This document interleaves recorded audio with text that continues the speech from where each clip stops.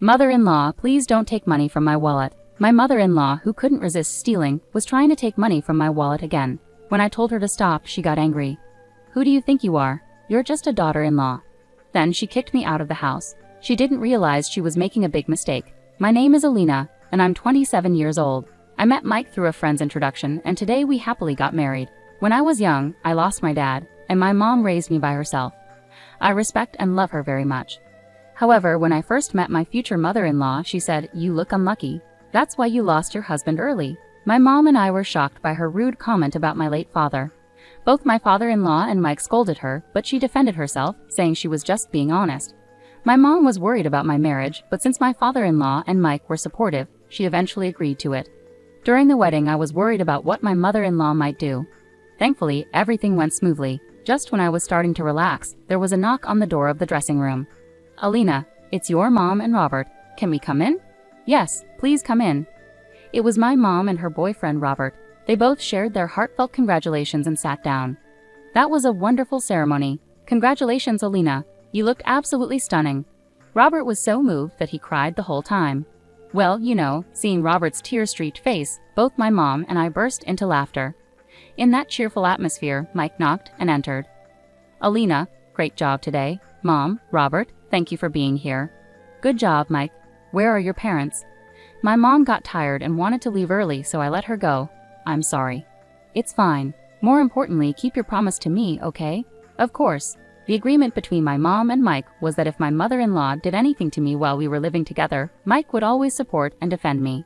Because of my mother-in-law's insistence, I had to live with her after getting married. Initially, the plan was for Mike and me to live together, just the two of us. But my mother-in-law threw a fit, saying we couldn't get married unless we lived with her. Seeing my distress, my mom made this promise with Mike. Even my father-in-law said, "If something's up, let me know." Mike also told me that if living with his mom became truly unbearable, we could consider living separately. "Alina, if my mother does something, tell me right away, okay? Even if it seems small." "All right, I understand. Thanks. And I'm still working, so I'm not home that much. I think it'll be okay." "You're being naive, Alina. Well, this is something you'll only understand once you experience it. Take care of my daughter, Mike." "Yes, ma'am." I soon learned that my mom was right. After returning from our honeymoon and living in Mike's family home, I immediately saw my mother-in-law's true colors. "This food looks terrible. Redo it." Without even tasting the meal I had just prepared, my mother-in-law dumped it straight into the trash. Seeing this, both my father-in-law and Mike immediately scolded her, but she retorted, "I can't let you two eat such terrible-looking food." "I threw it out for your sake and yet? Never mind." Then she stormed off to her room. Apologizing, Mike and his dad decided to take us out for dinner. When my mother-in-law heard this, she threw a tantrum about not being invited, but Mike and his father just ignored her. This made her even angrier, and she started harassing me more. Mike's family runs a small workshop, and Mike is busy preparing to take over. He studies hard, attends meetings with his father, and networks a lot. I have my job during the weekdays and am hardly home, but the weekends were a nightmare. My mother-in-law mostly stays home, does no housework, and either lounges around watching TV or goes out. Mike tries to help out when he can, and after the food incident, my father-in-law told me I can manage on my own. Just prepare food for Mike. When my mother-in-law found out about this, she said, "As a daughter-in-law, it's only natural that you should prepare food for the whole family." But my father-in-law dismissed her. Adding to the mix, my mother-in-law has very old-fashioned views. "Alina, when are you going to quit your job? When are you having kids? A woman can achieve anything with ability and charm, Don't you understand? Oh, maybe you lack those, so you're still working." From her comments, it's clear my mother-in-law doesn't work and is a housewife. But according to Mike, she struggles with household chores. She's technically listed as an employee at my father-in-law's company, but she doesn't actively work. Instead, she receives a salary as pocket money from my father-in-law. However, whenever she likes something, she buys it right away, so my father-in-law handles the finances. Mike never lends her money, so when she's short on cash, she asks me, "Alina, can you lend me some money?" "I'm sorry, but Mike told me not to lend you any money." After enduring her mistreatment, I couldn't understand why she expected me to lend her money willingly. Even after I refused, she persisted. "I'll make sure Mike and your dad don't find out, okay?" "I can't, sorry." "Please, Alina." "I'm sorry." My mother-in-law tried to smile and pleaded with me, but when I continued to refuse, she erupted in her usual temper tantrum. "Why are you being so difficult? You're really stingy for not helping me, even though I'm asking nicely. I can't believe it.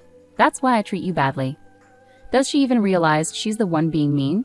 It's surprising that someone as kind-hearted as Mike could have a mother with such a personality. Just when I was mentally trying to escape from her drama, she stormed off somewhere, clearly irritated. When Mike came home and I told him about his mother pestering me for money, both he and my father-in-law scolded her. Instead of feeling sorry, my MIL glared at me and accused, "You tattled." She then sneakily tried to rummage through my purse and take cash from my wallet. While I was out of the room, we made eye contact as I walked back in. "MIL, don't you dare take money from my wallet. I can't believe this."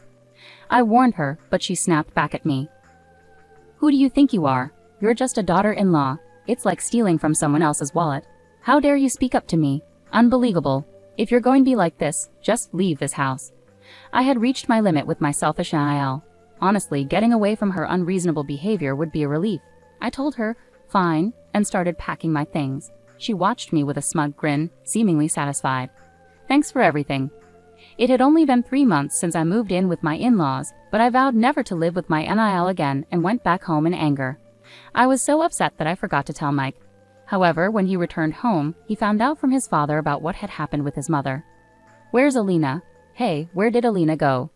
When Mike and his father returned home from work and noticed I was gone, they asked my MIL about it. She proudly said, "Oh, I just kicked that useless daughter-in-law out." She laughed loudly, but both Mike and his father looked worried and uneasy. Seeing their serious reaction, she continued obliviously. "This is what I've been saying. I warn you not to marry a woman from a single-parent family. She's always disobedient and challenges me." All she had to do was agree with whatever I said. "What have you done?" My father-in-law shouted, more agitated than I had ever seen him. My MIL looked shocked, clearly not expecting such a reaction. Father-in-law collapsed to his knees, looking devastated, muttering, "It's over, my life is over." "What's wrong?" My MIL seemed bewildered, struggling to grasp what was happening. "You've done something unthinkable. Why did you kick her out?" Father-in-law's voice trembled with emotion. "Elena is the stepdaughter of the CEO of the company we do business with." "What?" It finally dawned on my MIL what she had done. Her face went pale for a moment, but she quickly composed herself, insisting she hadn't done anything wrong. "Mike, call Alina right now." I did. "She's at Robert's place now. This is serious. Let's go immediately." I got a call on my cell from Mike, telling me that his father-in-law was possibly putting his mother-in-law into the car and heading our way. From the background noise, I could hear my MIL shouting frantically and my father-in-law yelling, "Robert, you came to the wedding with my mother as her new husband." Even though he's technically my stepfather, it turns out Robert is actually the boss of my father-in-law's business client. My mother had always said she wouldn't remarry until after I got married, so she hadn't met our families until the wedding and wasn't seated in the family section at the ceremony. So my mother-in-law doesn't know about this. My father-in-law only recently found out that Robert was my mother's new husband. Robert married my mother after I got married, but I've known Robert for nearly 20 years. After my father passed away, my mother raised me on her own. No matter how tough things got, she never complained and was always smiling, brightening up everyone around her. Robert, smitten by her, proposed to her, but she apparently told him she wouldn't marry anyone until after I was married. I don't want to burden Elena anymore, getting a new dad, changing her last name, moving. I can't make her go through all of that just because of adult circumstances. I'm so sorry. I'll wait. Huh? I'll wait until Alina grows up, becomes independent, and someday gets married and is happy. Then it'll be my turn to make you happy. Robert, can I stay and watch over Elena with you until then? By then, won't we be pretty old? It doesn't matter. If we're talking age, I'll be even older. Robert laughed heartily, my mother with tears in her eyes, thanking him. Robert respected my mother's wishes, always promising to wait. They never officially married until I did, but I knew they deeply loved each other, even after losing my father.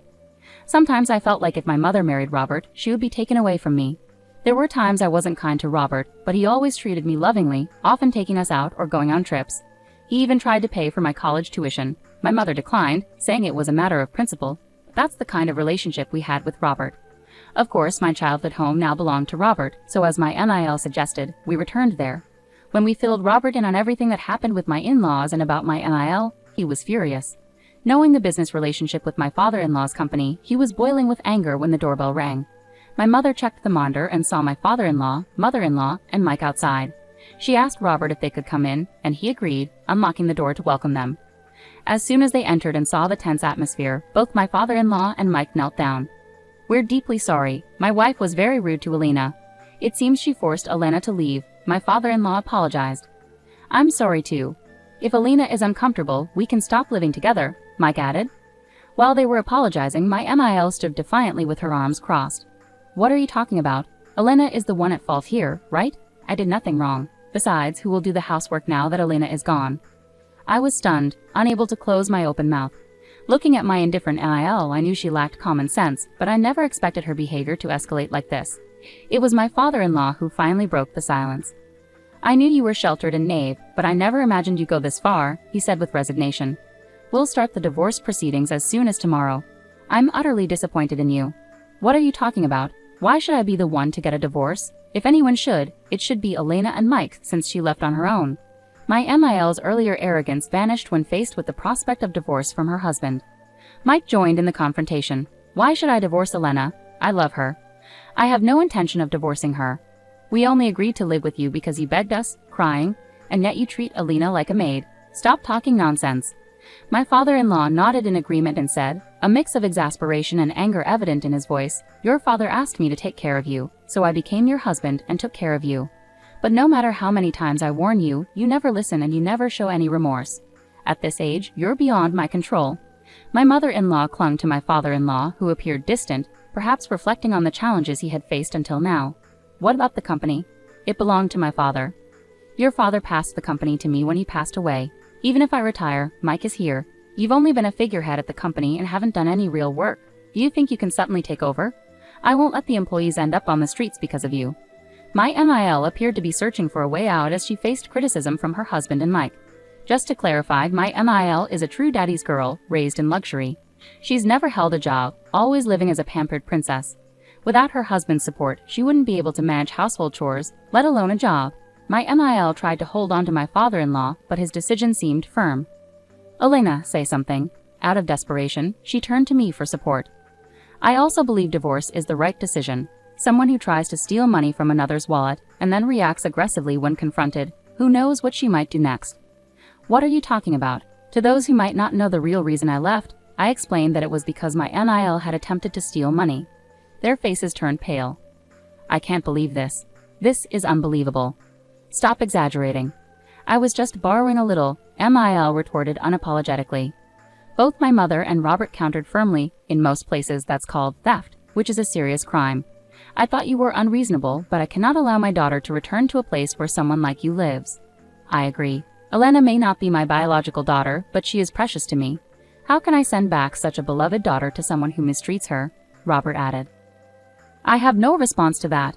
We are truly sorry. Throughout this conversation, both my father-in-law and Mike have been apologizing repeatedly, but MIL hasn't apologized once. You're the reason for all this, aren't you? How can you behave like this? Despite their apologies, MIL showed no remorse. Well, that's because, look, I've encountered a few people like you in my time, so I can pretty much guess. If I were you, I'd consider a divorce. Don't make decisions for me. You're the one being unreasonable here. Enough is enough. I'm telling you I will go to court if necessary, but I'm divorcing you. That's final. No, please. My father-in-law had indeed prepared divorce papers with his part filled out. He was ready to take legal action if MIL resisted. Finally grasping the seriousness of the situation, MIL reluctantly signed the divorce papers and relinquished half of the assets. My father-in-law seemed strangely relieved. Mike kept his promise to my mom and severed ties with MIL. Even my father-in-law distanced himself from her. After the divorce, MIL couldn't curb her shopping habits and quickly spent through her share of the assets. Despite trying to reach out to them multiple times, both were steadfast in blocking her out completely. Recently, I happened to see someone who resembled MIL. She had aged considerably, losing her once proud and arrogant demeanor, looking frail and fragile. Her whole presence had changed. Due to her behavior, she had always been kept at a distance. Now, after everything that happened, negative rumors about her were spreading like wildfire. It seemed no one was willing to help her anymore. It's said that she's finally feeling remorse for her actions. As they say, actions have consequences. A few days later, my father-in-law and Mike visited Robert with a box of chocolates to apologize. When I explained that MIL had disappeared, Robert and my mother cautioned them not to let it happen again. Afterward, I returned to Mike's family home. Since MIL left, my stress levels have dropped significantly. Not just me, but both my father-in-law and Mike also seemed to be much happier. Soon after, I found out I was pregnant, and the whole family was overjoyed. We are eagerly awaiting the arrival of our new family member.